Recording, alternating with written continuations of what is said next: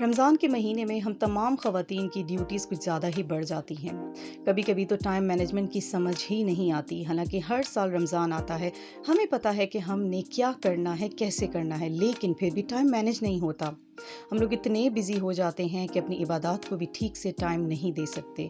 बस कुछ ऐसी सिंपल टिप्स आपसे शेयर करूंगी कि आप अपने घर को, अपने टाइम को कैसे मैनेज कर सकते हैं। अस्सलाम वालेकुम एवरीवन, वेलकम बैक टू सेल्शीज़ लाइफ। आई होप आप सब ठीक ठाक होंगे। मैं भी बिल्कुल ठीक हूँ। व्लॉग का स्टार्ट करते हैं बहुत ही सिंपल पॉइंट से। जब शहरी में हम लोग उठते हैं ना, तो एक बहुत बड़ी झंझट हमेशा रहती है, मुझे तो बहुत ज़्यादा रहती है कि उसी वक्त मैंने पेड़े बनाने हैं, क्योंकि घर में सब बहुत ज़्यादा शौकीन है पराठे खाने के। पराठों के अलावा तो कोई सोचता भी नहीं है सहरी करने का।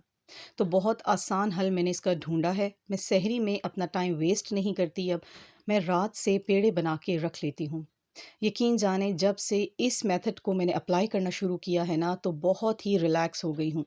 आप आराम से सहरी में उठ के अपने नवाफिल पढ़ सकते हैं, थोड़ा सा कुरान पाक पढ़ सकते हैं, जहाँ इतना ज़्यादा टाइम लगाएंगे हम लोग पेड़ा बनाने में।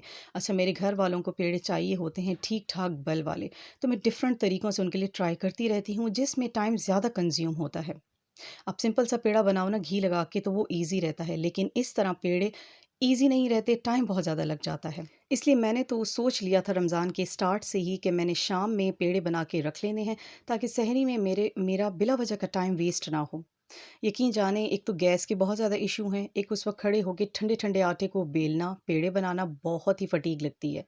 यहाँ पेड़े बन गए थे, मैंने बर्तन में खुश्का लगाया, पेड़ों के ऊपर भी थोड़ा सा खुश्का डाल दिया ताकि आपस में चिपक ना जाएं। अब इस बॉक्स को लिड लगा के मैं फ्रिज में रख दूंगी, तो कितना ईजी रहेगा मेरे लिए सहरी बनाना। पेड़े बन गए थे, एक काम मेरा आसान हो गया, लेकिन सेकंड काम जिसको अक्सर हम इग्नोर कर जाते हैं, हम इन शीट्स को उसी वक्त प्रॉपर्ली क्लीन नहीं करते।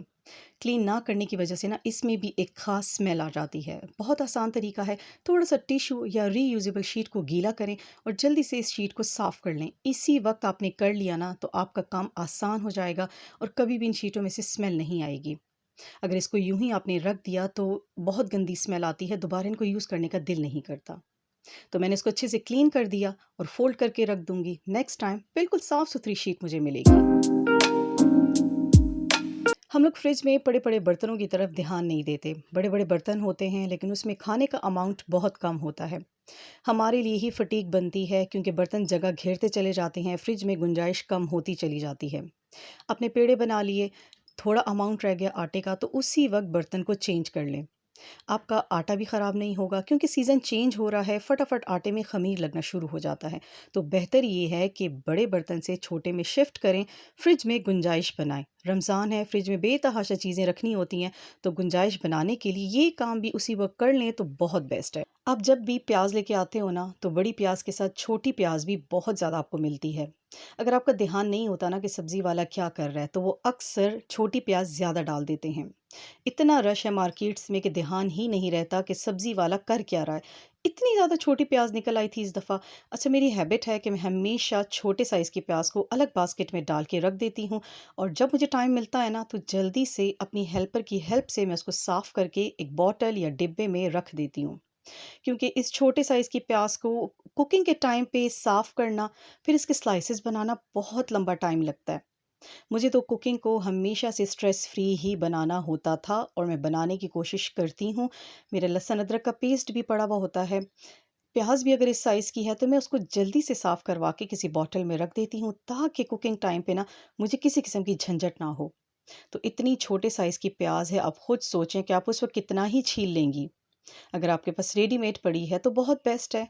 इन छोटी छोटी टिप्स को अपनी लाइफ में अप्लाई करने से, दूसरों के साथ शेयर करने से लाइफ बहुत आसान हो जाती है। और हमारा मेन मकसद तो यही है कि किचन में टाइम कम लगे, हमारा खाना फटाफट बन जाए और बहुत ही अच्छा बन जाए। तो कुछ भी नहीं होता, आप इस तरह की प्याज को अगर काट के रख देते हो, या सिर्फ छिलका हटा के रख लेते हो ना, चंद ड्रॉप्स इसके ऊपर ऑयल डाल लो, तो आपकी प्याज सेफ रहेगी और आपका काम आसान हो जाएगा। किचन में जब आपके पास स्पेस कम हो ना, तो आपको बहुत ही सोच विचार करनी पड़ती है। आपको डिफरेंट ऑर्गेनाइजर्स भी देखने पड़ते हैं, ढूंढने पड़ते हैं, और ऐसे ऑर्गेनाइजर्स जो स्पेस को घेरे ना और आपके काम को आसान बना दें। मुझे बहुत सारा प्रॉब्लम हो रहा था मग्स एंड ग्लास रखने के लिए। जो डिश रैक था, उसमें सिर्फ़ प्लेट्स आ रही थी, ग्लास एंड कप्स नहीं आते थे। सो मैंने इंस्टाग्राम पे बहुत सर्च करने के बाद ना एक ये पेज ढूँढा। इनके आइटम्स मुझे बहुत अच्छे लगे। मेटालिक्स के नाम से ये पेज है। इनके आयरन में ही बने हुए ज़्यादातर रैक्स एंड इस तरह की चीज़ें हैं। लेकिन ये तो मुझे इतना भी रेलेवेंट लगा ना अपने प्रॉब्लम के लिए। ये 2 इन 1 है रैक। इसमें एक तरफ आप कप्स लटका सकते हैं और दूसरी साइड पे अपने ग्लास वगैरह। अच्छी क्वालिटी है इसकी, अच्छा मज़बूत बना हुआ है और इतना बड़ा भी नहीं है कि काउंटर पे मैं कहीं भी रखूँगी तो ये जगह ले लेगा। इस रैक का एक और प्लस पॉइंट के नीचे ड्रेन डिश इन्होंने दी हुई है। अक्सर रैक्स में ये फैसिलिटी नहीं होती। आपने ग्लास और कप्स के स्टैंड देखे होंगे, किसी के नीचे भी ऐसी डिश मैंने नहीं देखी। एक तो ये 2 इन 1 है और दूसरा ये कि आप उसी टाइम पे अपने ग्लास वगैरह वॉश करके इसमें हैंग कर सकते हैं। जितना भी पानी होगा ना डिश के अंदर जाएगा। बाकी रैक्स में मैंने देखा है कि कतरा-कतरा पानी टपकता है और सारा काउंटर गंदा भी हो जाता है और उस रैक के अंदर खुद से ही ज़ंग लगना शुरू हो जाता है। तो इसका एक और ये प्लस पॉइंट मुझे बहुत अच्छा लगा कि आप उसी वक़्त धोएँ बर्तन और इसमें हैंग करते जाएँ।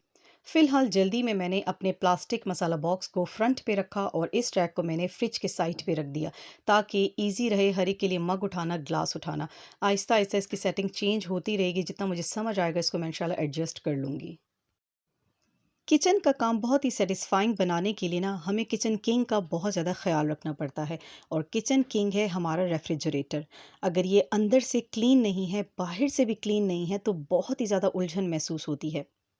अंदर फूड कंटेनर्स डिफरेंट डिफरेंट पड़े हुए हैं, सही से शीट्स क्लीन नहीं हैं, रैक्स क्लीन नहीं हैं, हमने सही से ऑर्गेनाइज नहीं किया हुआ तो यकीन जाने एक मेंटल स्ट्रेस बढ़ जाता है। मैं भी दही लेके आ गई थी, मेरे हस्बैंड भी दही लेके आ गए थे। उस वक़्त मुझे समझ नहीं आ रही थी कि मैंने क्या करना है। मैंने 2 अलग-अलग बर्तनों में डाल के इसको रख दिया अफ्तारी से थोड़ी देर पहले। तो ये मेरी ही मिस्टेक थी। ज़ाहिर है गुंजाइश कम हो गई फ्रिज में। मैंने गलत बर्तन का इस्तेमाल किया। अब एक और गलती मैं कर रही हूँ कि छोटे वाले बर्तन में सारा डाल के रख रही हूँ। इससे तो सारा गिरेगा, शीट्स और गंदी हो जाएँगी। मुझे चाहिए था कि उसी वक़्त एक डीप बोल में लेती और सारा दही उसके अंदर डाल देती, ताकि इस वक़्त जो मेरा टाइम लग रहा है ना अगेन बर्तनों को चेंज करने में, तो ये टाइम मेरा वेस्ट ना होता। क्योंकि ये छोटे-छोटे काम भी ना कभी-कभी बहुत उलझन देते हैं आपको। बस हो जाता है, मिस्टेक हो जाती है, अपनी ही गलतियों से हम लोग सीखते हैं। तो यहाँ मैंने छोटे बोल से बड़े बोल में दही शिफ्ट कर दिया है और ये इतना बोल है कि ऊपर भी इसमें काफ़ी सारा स्पेस है। अब दही नहीं गिरेगा और राउंड शेप के जो बोल्स होते हैं ना रेफ्रिजरेटर में ये स्पेस ज़रा कम लेते हैं। फ्रीज़र में मैं रखती हूँ रेक्टेंगुलर शेप के, लेकिन नीचे फ्रिज में मैं हमेशा राउंड शेप बोल्स रखती हूँ। लगे हाथों मैंने फ्रिज की क्लीनिंग भी अच्छे से करवा ली थी। इसका ग्लास डोर है और फटाफट किसी भी क्लीनर से बहुत अच्छे से क्लीन हो जाता है, लेकिन स्टेन्स भी उसी तेज़ी से इसके ऊपर लगते हैं, चाहे डेली आप इसको साफ़ करते रहें। अच्छा जी, बाहर की क्लीनिंग के साथ-साथ फ्रिज के अंदर की क्लीनिंग भी बहुत ज़रूरी है। फूड कंटेनर्स में चेंज करती रहती हूँ, लेफ़्ट ओवर फूड नहीं रहने देती। इन शीट्स को भी वॉश करवाती रहती हूँ, लेकिन थोड़ा-सा चेंज करने से ना आपका मूड थोड़ा चेंज हो जाता है। मेरा दिल कर रहा था इन शीट्स को मैं रिप्लेस कर दूँ ब्राइट कलर की शीट्स के साथ। हमें मार्केट में कितनी फैसिलिटीज़ अवेलेबल हैं, पहले ये अवेलेबल नहीं थी। आपकी ग्रिल्स ख़राब हो गई हैं, तो वो एज़ इट इज़ ही रहती थी। इतना बैड लुक आता था, ऐसे लगता था बस मुझे तो ऐसे फ़ील होता है जैसे मेंटल स्ट्रेस मेरा बढ़ गया है। जिस चीज़ को मैं चेंज ना कर सकूँ ना, मुझे मेंटल स्ट्रेस लगने लग जाता है। ख़ैर ये शीट्स मुझे कलर में भी बहुत अच्छी लगी हैं और इन शीट्स का फ़ायदा ये है कि वॉशेबल हैं, ख़राब नहीं होती, बहुत अच्छा टाइम निकाल लेती हैं। लास्ट ईयर से मैं वो ज़ोंग वाली यूज़ कर रही हूँ, इस दफ़ा मैं लेके आई हूँ, इनके ऊपर लेमन बना हुआ है। तो ये कलर में मुझे बड़ी अच्छी लगी, वाइट वाइट कलर वैसे भी बहुत अच्छा लगता है। ख़ैर मुझे लगानी थी लाज़मी ये शीट्स, सो इनको कटिंग करके हमने लगा दिया अपने हर रैक के ऊपर, तो थोड़ी-सी फ्रिज की लुक चेंज हो गई। आई होप आपको ये व्लॉग अच्छा लगा होगा। लाइक, सब्सक्राइब एंड शेयर ज़रूर कीजिएगा। टेक केयर एंड अल्लाह हाफ़िज़।